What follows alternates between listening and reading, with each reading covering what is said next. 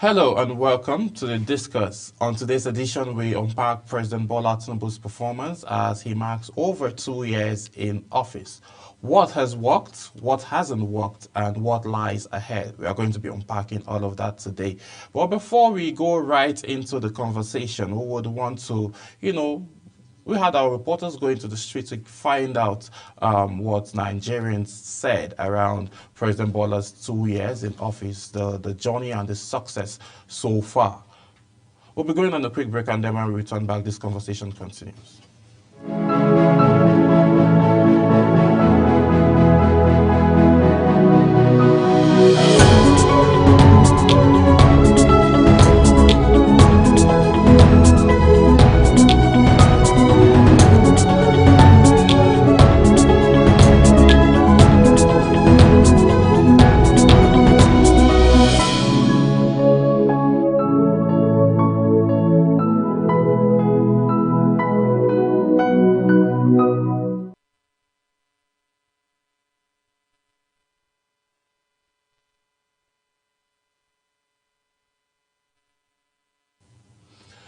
Many thanks for staying with us. This is still Discuss. My name is Samuel Odi. Like I said earlier before we went on the break, said today on today's edition we'll be unpacking President Bola Tinubu's performance as he marks over 2 years in office, and then we'll be looking at what has worked, what hasn't worked, and what lies ahead.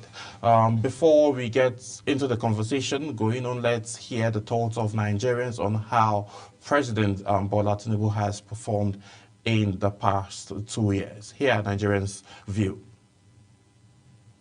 President Tinubu government is the best ever I've seen in Nigeria. The best so far. Because he's a man sent by God. At the place of prayer, God told me the Nigerian government will take their own, but by night, he will touch him and he begin to do the bidding of God. Tinubu is doing the bidding of God. You need to be hard to handle Nigeria. Tinubu has not done anything wrong. He's doing well. He's blessing people. He's paying local government. The other day in my local government, I saw people taking 70,000 naira per person. So 73. In Niger, they are paying 50. Where has it happened before? They should leave Tinubu alone. He is going to go second time. Nobody can stop him. It is only God that can stop him. So Tinubu should finish his 8 years and he will go. He may not be the Messiah. He may not be a good person. The governance of earth is in the hand of the enemy. God does not do politics. You know what I'm saying now? So when he came and told us in Nigeria here that it is my turn, who said anything? They should leave the man alone. Let him finish his 8 years. He has paid the price. That I know. Anybody who is saying anything is entitled to opinion. When they were sharing money here, everybody was getting money. But this man has come to do the bidding of God. So let them allow him to do his 8 years and go. Can we start now? Okay, sir, please, what's your honest opinion in President Tinubu's performance so far? Okay, thank you very much for this question. I think averagely he has performed to the best of his ability, but there are loopholes in his administration. Like the people he gave appointment, they are not up and doing. Not just that, but if you check vividly, this is one of the most highest governments that release funds to the people of Nigeria, government ministers and stuff. But the people, their performance are very poor. But to be honest also, the kind of policy implemented, most especially this tax, the new tax, this thing, honestly, in whatever way you want to view it, is not to the favor of majority of Nigerians. Be you private sector or public sector, rich, poor, to be honest with you, 70% and above of Nigerians will be affected. Did you know that with this new policy, you can, per liter, you'll be charged 5% per liter? Imagine you buy a fuel of 10,000 naira. You'll be charged 500 naira extra if this new policy is implemented. So averagely, maybe they are having this kind of arrangement to caution the effect of Nigerians' need. But to be honest with you, this is not the yearning of Nigeria. Nigeria has long yearned for a government that will relieve them from poverty, a government that will a kind of upscale when you talk about employment or what's a skill, acquisition skill to the populace, the Nigerians youth and the graduates. But the way things are going is totally against humanity.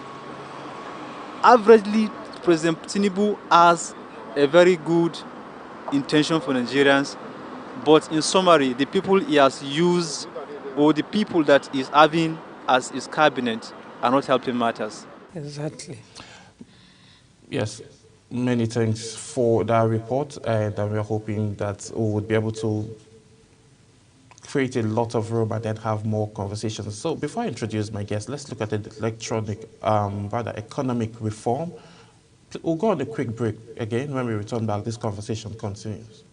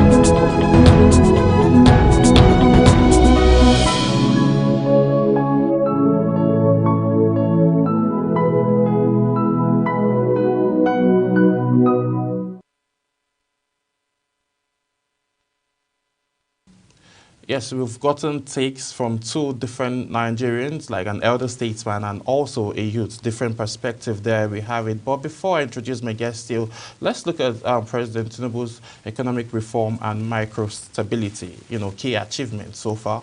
Assuming office, we saw the removal of fuel subsidy, unifying multiple exchange rates and tightening monetary policy, praised by the World Bank and IMF for restoring microeconomic integrity. Fiscal improvements, fiscal deficit narrowed from 5.4%, that was in 2023, to around 3.0%, that was in 2024. Debt service to revenue ratio under 40%. Foreign reserve and foreign direct investment boost. We saw revenue grew from $4 billion in 2023 to over $23 billion to $24 billion. Foreign direct investment commencement rose to the tens of billions. GDP performance growth projected at 3.7% to 4.6%. That was in the fourth quarter of 2024. We saw 3.8% growth, highest in that same year. Downsized and public pay. Now, inflation rate remains stubbornly high, over 23%, peak at 34% at a point. And then cost of living shock, food, fuel, transport, and electricity costs soared. Ordinary citizens bearing the brunt of all of this. Labor Union described the reform as, they said, you cannot cure a patient with the poison that made him sick in the first place. Now, the general public have also reacted differently and negatively. We've seen protests including hashtag end bad governance movements in the mid of 2024 signaled widespread of anger. Then media analysts have warned that many Nigerians aren't feeling the reform benefits yet. Like one of the reports we got from one of the Nigerian who spoke, and then other angers is projects and programs also revived major, under President Bola Ahmed Tinubu in the past 2 years, he revived major infrastructural projects like Sokoto Badagry Superhighway, Lagos Calabar Coastal Highway, Abuja Light Rail, and Port Harcourt Refinery resumption. Also, on the other note, in terms of housing via Renewed Hope Cities, youth technical skills, and also agricultural lending, broadband access, digital infrastructural expansion. And then in terms of energy record highest ever daily electricity generation, which grew from 4,000 to 6,000 megawatts in the space of 2 years under still the leadership in the energy sector, talking about Dr.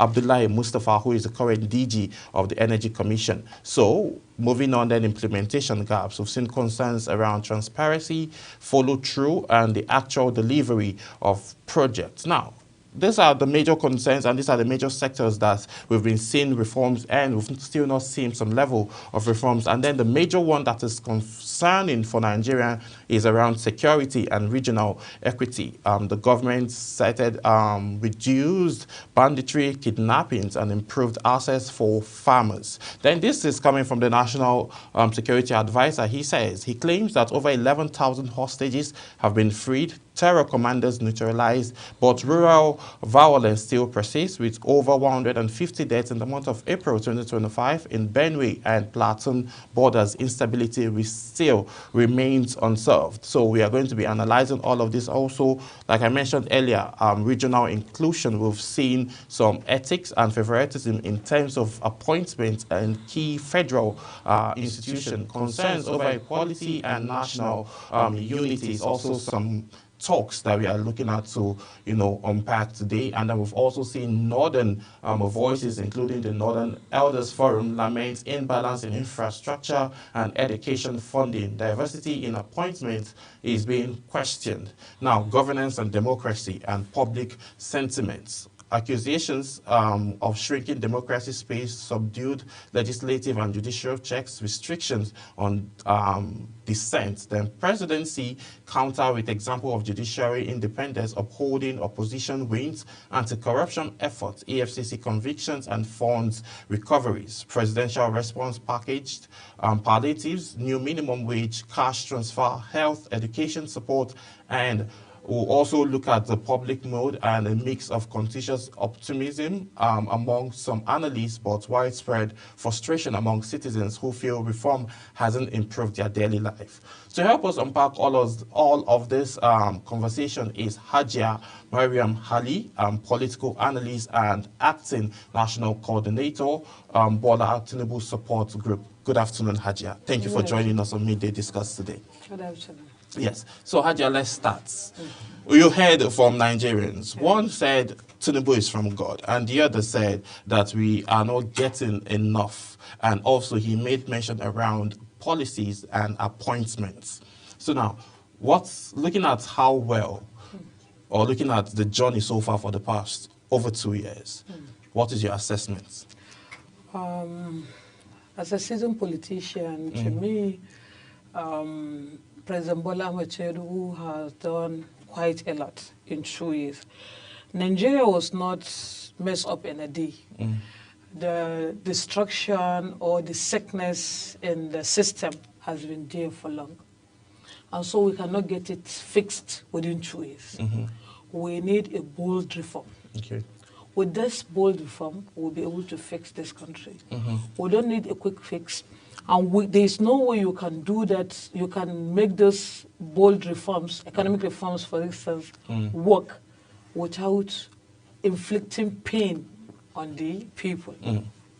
Bola Tinubu is like a caregiver. Okay. And as a caregiver, there's no way you're not going to inflict pain on your patient to get him healthy. So what Nigerians are witnessing now is just like those pain.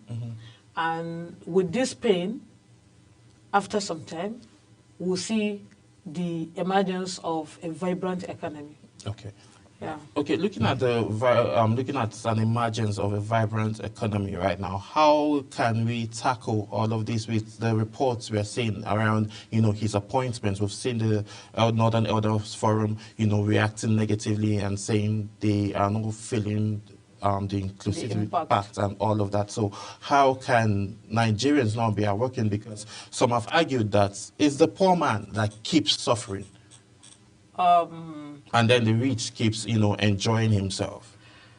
Not that I know of. I agree there's suffering in the land. Okay. And once there's suffering in the land, that shouldn't be the sole responsibility of Bola Ahmed Tinubu. He has political appointees, we have ministers, we have DGs, we have MDs.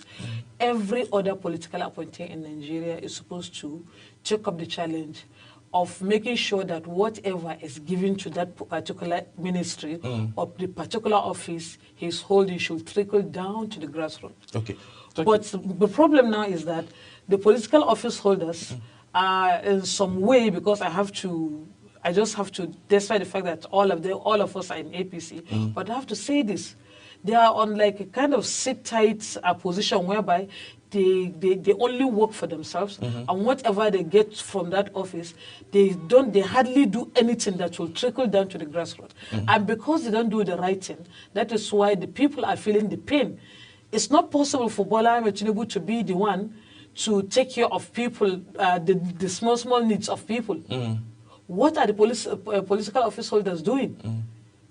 Before now, during PDP regime, every politician take care of his people, his constituents, or people around him. And those things trickle down and it goes around the whole society.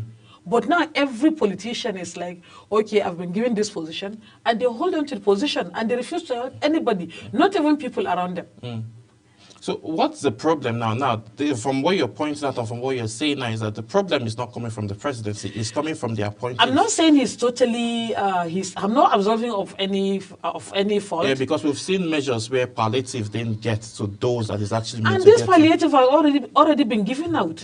And President Bola Ahmed Tinubu is the kind of generous person that whatever money is supposed to be given to a particular institution, a particular ministry, he makes sure that this money goes down. The same thing with governors.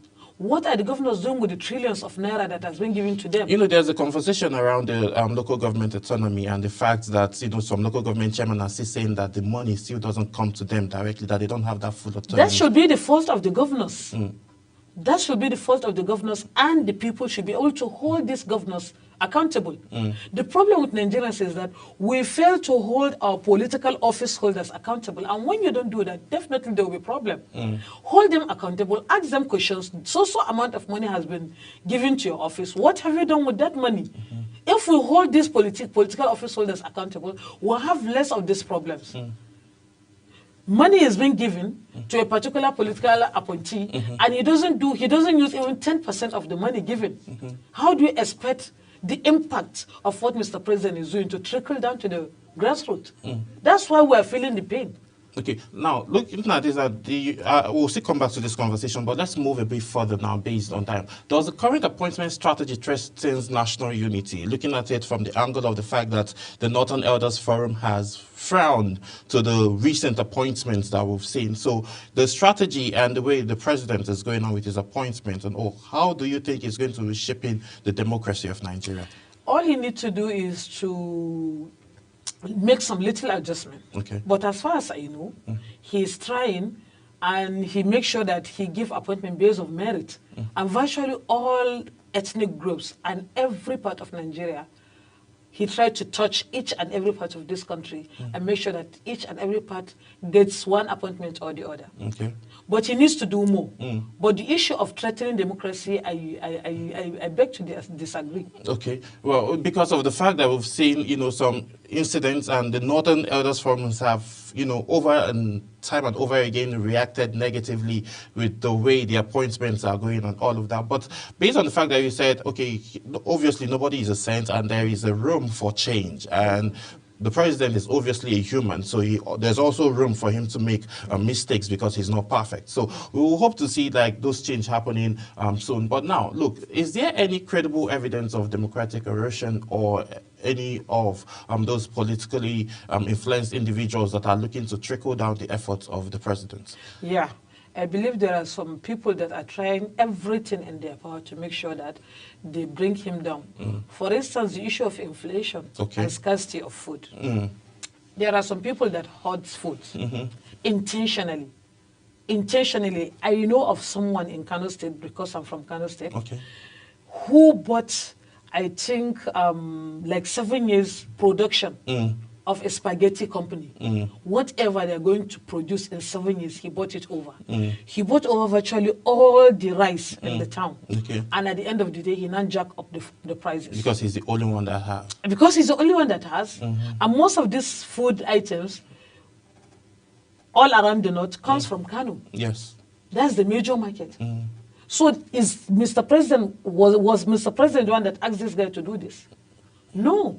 And there are agencies that are responsible for making sure that such people are taken. You understand? Yes. They are taken to court and taken care of. But that is not done. You don't expect him. You'll be too busy to see how he can, to see how he's too busy to tackle such issues. Such issues are supposed to be tackled by the appropriate agencies. And they are not doing their job. If they are not doing their job, Nigerians should ask them to do their job. We shouldn't allow Mr. President alone to be the one overseeing everything in this country. There should be specific tax that he should be taking care of. And we as citizens also have a tax that we have to take care of. Since we're talking food now, what's your reaction to the first subsidy removal on the first day of assuming office? Fuel subsidy removal is a bold step, and it's a step in the right direction. If he hadn't done it, he wouldn't have done it now. And I believe with the fuel subsidy removal, if the governors have done the right thing, What were the governors expected to do? if they are expected to do what they are expected to do, because, for instance, if a governor is getting, let's say, 500 million, now he's getting 200 million. Okay. So it means the citizens are supposed to feel the effect. Since what he is getting now, he is getting 3 or 4 times what he used to get. Okay. So why can't the people feel it? We are supposed to see visible infrastructure development in the state. We are supposed to see visible palliatives or visible efforts to cushion the effect of this fuel subsidy removal in the states. Yes. But nothing is happening. Okay. So all the blame should go to the governors, our legislative arm, and every other political office holder. Bola Tinubu Support Organization, which Yes. I'm the acting national coordinator, Yes. we have been helping people with palliatives, with packages, helping the crippled and people with special need, and what have you. If we, as an organization, can do that, what are the other political office holders waiting for? Okay. And these are things we do voluntarily. Not that we get any money from the government, not that we are giving anything. We just do it voluntarily. If we can do it, why can't other political office holders do? So that the people will feel the effect of democracy. Okay. This money is our commonwealth, and everybody is supposed to enjoy from it. So I'm urging the people to rally around the president. He's just spent 2 years in office. If he's going to spend 8 years, this is just 2 years. We are going to have conversation around 8 years. Yeah. So within these 2 years, what I'm expecting is that they should give him time. They should give him time.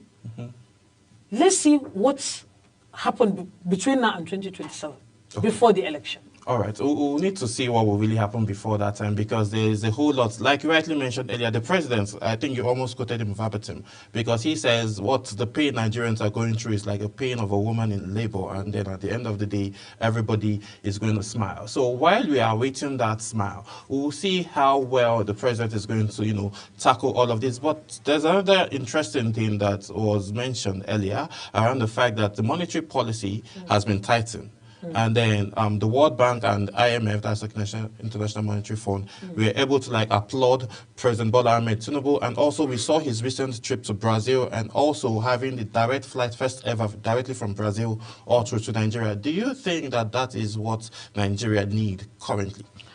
That's what Nigeria need currently. But then for an average Nigerian, what he need is a quick fix. And this quick fix is not going to work. Okay. With time, these economic reforms will touch each and every Nigerian. And it will lead to progress. And we need a progress that will stay. not a progress that we get it after some time, is gone. Okay. I think we have almost over 50 billion direct commitment. Yes. Foreign direct investments. From foreign direct investment. That should help. People keep saying we are not seeing anything. You cannot see it at the beginning. If a woman is pregnant, nobody knows she's pregnant. It's only when it gets to maybe 6-5 months before you, and this is just 2 years. So please, let's give him time. Okay. Well, we'll be going on a very quick break, and then when we return back, we'll be having conversations around security and also the insurgencies that we've seen most recently and how the president plans on tackling it. So we'll have that conversation and more immediately after this break. Stay with us.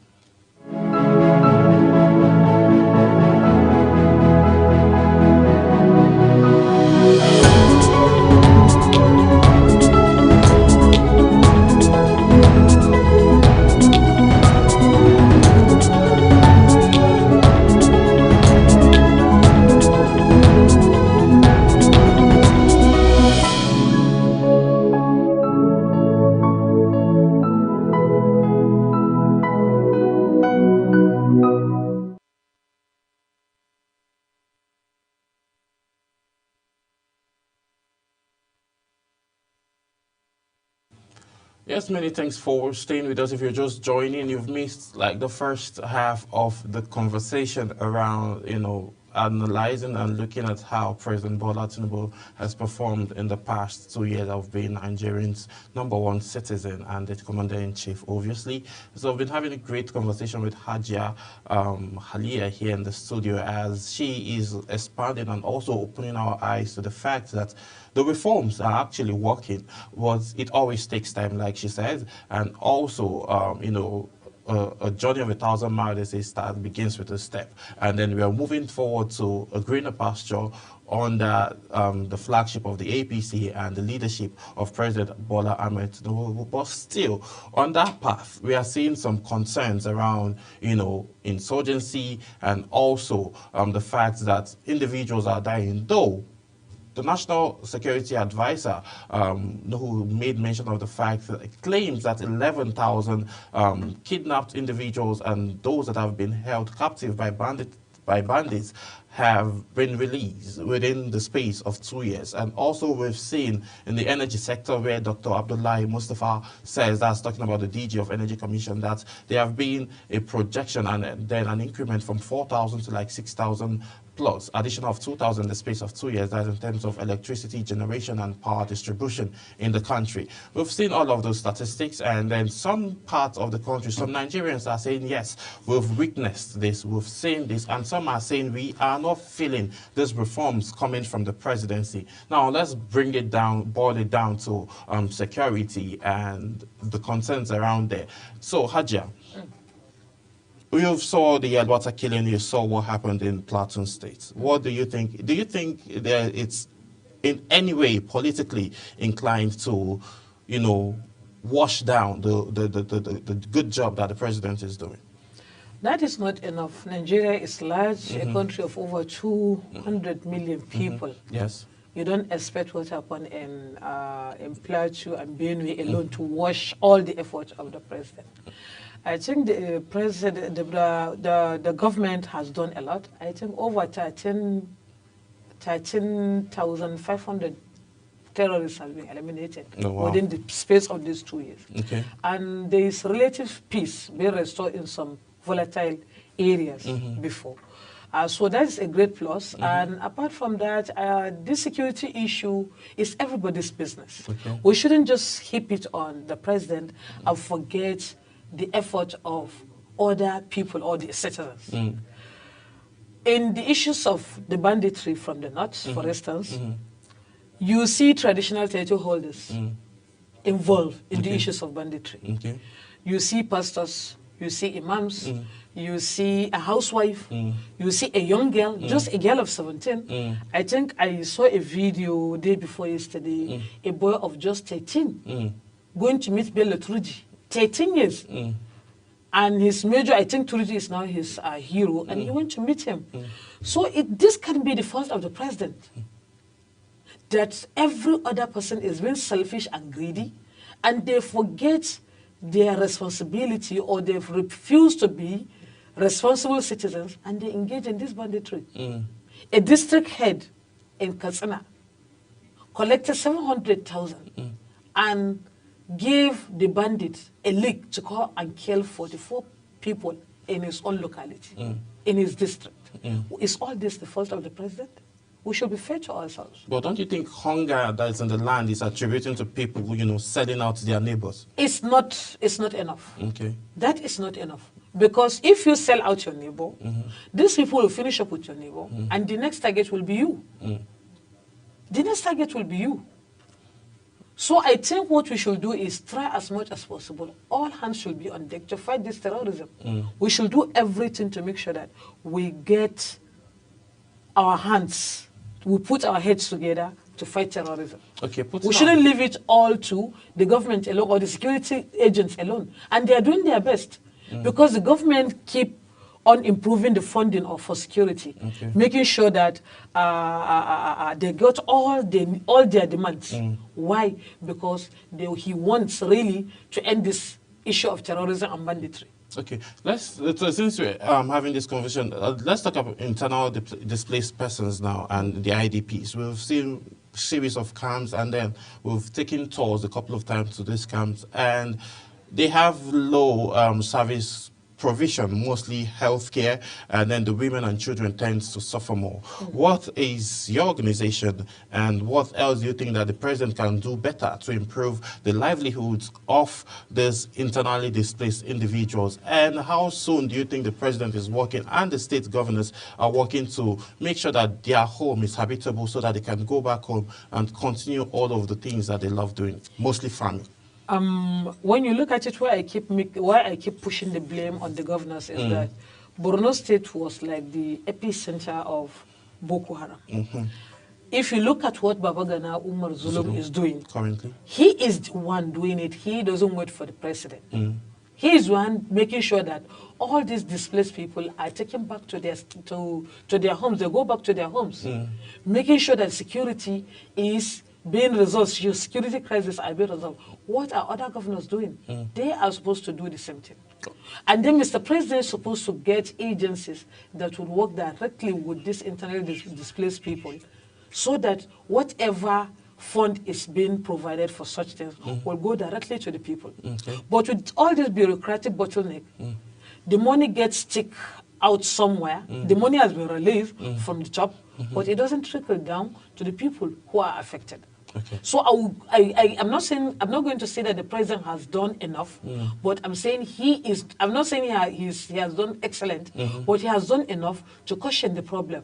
The problem is those people that somehow sit tight on this money. Though I think the president should do more in making sure that all political office holders deliver on their mandates. Okay, let's talk about delivering on the mandates. And during his campaign period, he made mention of the fact that he's going to grant full autonomy to the local government, and then grassroots, whatever political party, before you get to win any seats, you have to go down to the grassroots. That's those in the local government, in the communities, because that's where leadership truly starts from. So looking at the fact that the Supreme Court has granted the autonomy, and then up to now, some states, we've not seen the reaction, and then some local government chairmen have now started receiving these monies directly from the Central Bank of Nigeria. What step do you advise the president to take now to see the fact that these governors get to, trickle down all of this thing and not wash down his efforts? I'm sure here, I believe the president needs to do a lot. These governors are taking... Do you think he's been too lenient with the governors? Yeah, he is. Why is very that? been lenient with them. That's I can't say. But he's been lenient with them.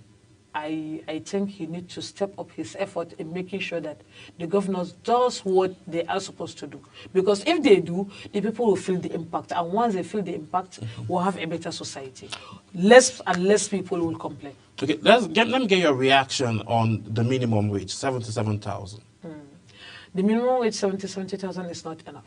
And I think the president needs to do more about that. Because we're seeing the current cost of food items in the market, bag of rice and all of that, bag of beans, grains. Though we get to see palliative, and still Nigerians get to say they don't see it. So I'm on the same page with you because for the minimum wage, because it's meant to be increased. We're seeing some states, you know, hoping to pay more. We see the likes of the governor of Imo State as he increased the minimum wage for the workers in the state. So we are going to see how that will trickle, and also how that is going to help improve the livelihoods of the people in that state, and also hoping to see a better minimum wage from the federal. Now let's move forward. Now you made mention of hopefully the president being the president, as talking about President Bola Ahmed Tinubu for 8 years. Looking at your support group and looking at the coalition, looking at PDP, looking at Labour Party, do you think those forces can be able to bring Tinubu down? I don't think so. Why is that? Because I believe President Bola Ahmed Tinubu is moving in the right direction. And despite the fact that people are actually not feeling it now, in the next 2 years, everybody will feel the impact of all his policies and reforms. And then I don't think anybody, this coalition is like a joke. I don't think they Why can do you ever think get it's a it. joke? Looking at the caliber of those... Notwithstanding, because he is going in the right direction. And once the people start feeling it, they will know the suffering and why we just talk about Nigeria being sick. And is right now in intensive care. And then for Nigeria to get healed and for Nigeria to bounce back, then there's a need for these bold reforms. So once this bold reform start, once the bold reform start appreciating, I believe people will now stand by him. Okay, you know, before I ask a way forward on how Nigeria can be sanitized totally from this hunger and also this narrative that a lot of people are pushing, you made mention of a child. You saw a video of a child around 13 years old going to meet his hero. How do you think we need to sanitize our local governments and help bring out these children and put them in schools so as they wouldn't be, you know, throwing away their futures because they are not currently being tutored in the right way? Strengthen the family institution. Okay. Once the family institution is strengthened, we'll have a healthy society. Right now, the family institution is interred. Okay. All these things are coming from the family because that child I'm talking to you about made mention that his father is a drug addict and he learned to use drugs from his father. Okay. So you can see that whatever is coming, all the almajiri you see on the way, it is the fault of the family. It's not the fault of the government. It's not the government that asks you to give birth to 30 children that you cannot take care of. You understand? So if you give birth to 30 children and you're not taking care of them, that shouldn't be the fault of the government. But isn't the almajiri thing a cultural thing for Islam? The almajiri thing to some extent is cultural, but notwithstanding, the people are not doing what they are supposed to do. If the parent, you, of course, it's just like taking your child to a boarding school. It's the same thing as almajiri. But when you're taking your child to a boarding school, what do? You buy provision. You buy foodstuff. You pay school fees. And these parents just throw away their children. And you can't start blaming the government for that. So I believe strengthen the family. And in strengthening the family, who are we looking at? We have to look ourselves. We have to look inward. The citizen has to pay for this. Everybody should rise up and make sure that they take care of their family. And you can see that the prices of food are coming down. Yes. The president, it is part of his intervention. It is part of his intervention that the prices of food are coming down. All he needs to do more is work more on the security of this country. Once the security architecture of this country are intact and they are up and doing, and the prices of food are down, I believe you me, 2027 is a win-win for President Bola Ahmed Tinubu. It's a win-win. But looking at it now and the way Nigerians are angry, we've seen protests twice, actually. We've seen end bad governance, we've seen end of hunger and all. Do you think that the youth are tilting towards President Bola Ahmed Tinubu and his policies for 2027? Yeah, when you look at the issue of the youth, he has done a lot. He has given out millions, over 5 million to women farmers in Nigeria. Conditional cash transfer for over 4 million people right now.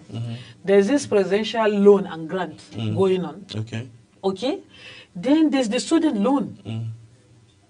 No president have done this much for the people. Why people are not feeling the effects now is because of this subsidy removal and the pain that we have to go through. But he has done a lot, which is enough. Okay, looking at the former president, God rest his soul, former President Muhammadu Buhari, during his time, because I remember during one of the speeches of President Bola Ahmed Tinubu, he said he inherited a dying economy. Do you think that the former administration ran Nigeria into the ground?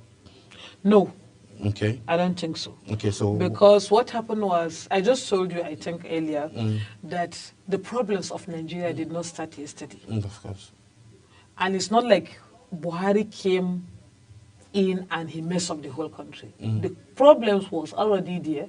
The country is already messed up before he came. And he did his best.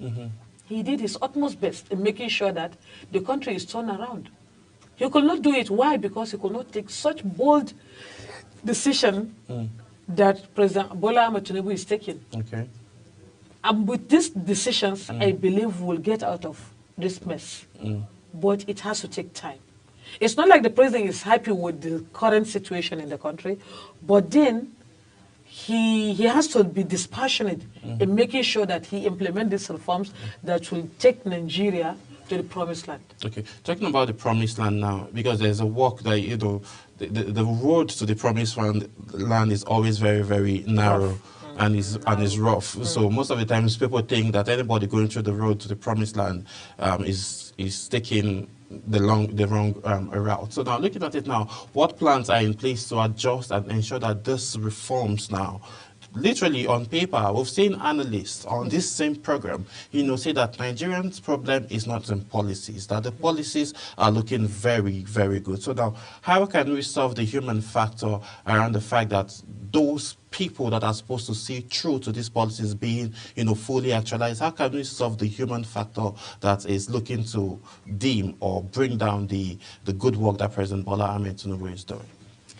I think the way out is once anyone is found wanting, based on the office he's occupying, then that person should be punished according to the law.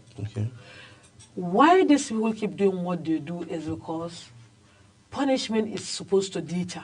And these punishments are not really in tandem with the crime.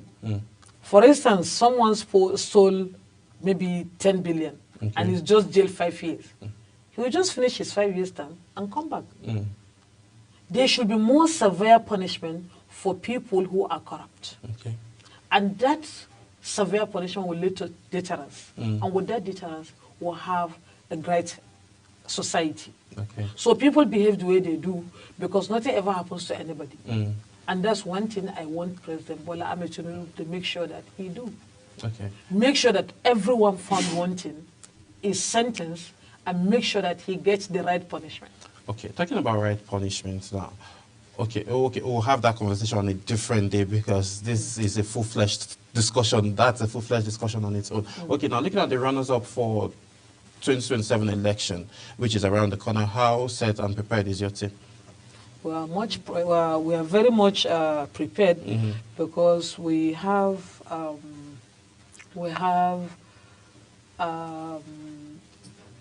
36 states plus FCT. We have state coordinators in each of the states. We have local government coordinators in all the 774 local governments in the country. And we have been giving out palliatives. We sensitize the people on, just like on this voters registration, we sensitize. And we have been sensitizing the people on the problems and the way forward for this country. We give out as much palliative as we can. And then we try to seek advice and criticism on whatever it is from all relevant stakeholders. And we are coming to all political office holders of APC because they got to that seat using the APC flag and they are supposed to do the right thing. They are not doing the right thing. I said it earlier and I'll say it again. They are not doing the right thing, and that is why the effect of the Renew Hope agenda of President Bola Ahmed Tinubu is not felt. And we are coming to them, we are coming to sensitize them, we are coming to do everything possible to make sure that they do the right thing so that the effect of his Renew Hope agenda will be felt by all. All right, thank you so much, Hajia. We'll still get Hajia here again to have more conversation. And I'm looking at the dimension now, dimension adverse achievement challenge, microeconomic stability, facial improvement, federal direct, foreign direct investment, growth, inflation, cost of living, protest, infrastructure, roads, housing, power, tech skills, delivery gaps, transparency concerns, security, some gains in banditry reduction, and persistent rural violence, regional disparities, government anti-graft agencies, actions, also judicial independence and claims, ethic imbalance, democratic unease, public impact, institutional reforms, visible on paper, citizens still struggle with hardship. So looking at it now, there's just still so much more that the president is going to look forward to, address and make sure that Nigeria gets the actual dividends of democracy that they are meant to enjoy. So looking at all of these concerns now, it's a process. The President Bola Ahmed Tinubu is on the path to see that he fully actualized what he promised during his campaign, and then we're hoping, and Nigerians are seriously hoping, that they get to enjoy the dividends of democracy under President Bola Ahmed Tinubu. I want to say a very big thank you to Hajia Mariam Hali, a political analyst and also acting national coordinator of Bola Tinubu Support Organization. Hajia, thank you so much for joining us on Discuss today. All right, and that's how much time will permit us to take. Security starts from you. The change also starts from you. Whenever you see any security threat around your localities, do call security operatives next to you. My name is Samuel Odi. I'll see you again as we discuss further. Bye for now.